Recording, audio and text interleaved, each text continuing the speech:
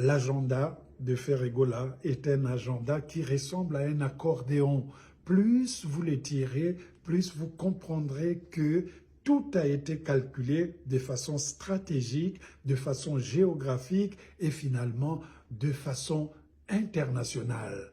Il faut que nous enlevions dans nos mentalités l'idée selon laquelle la légitimation musicale passe forcément dans cette sorte d'exhibition sur les scènes européennes.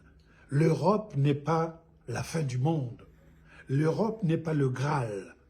Avant de commencer à parader, avant de commencer à gesticuler sur le plan international, assurez-vous que vos béquilles sont droites, assurez-vous que votre marche est stratégique, assurez-vous que vous n'êtes pas en train de vendre de la fumée qui un jour, si elle se dissipe, vous laissera dans une nudité risible. La rumba est un patrimoine africain, la rumba est un patrimoine mondial.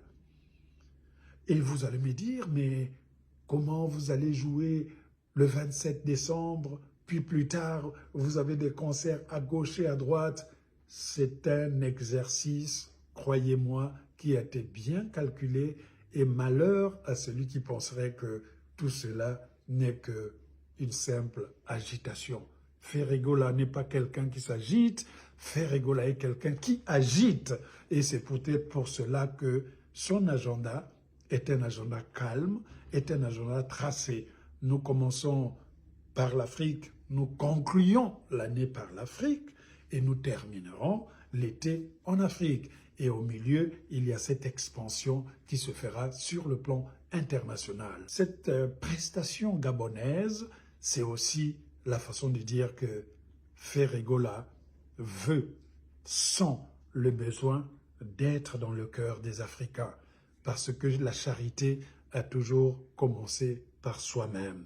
Et si vous cherchez la légitimité à l'extérieur du continent africain, cela ne marche pas avec Ferré, parce que nous ne sommes pas dans une situation où on accepterait d'avoir un tabouret sur le plan international alors qu'on peut avoir un grand fauteuil rouge dans le continent africain.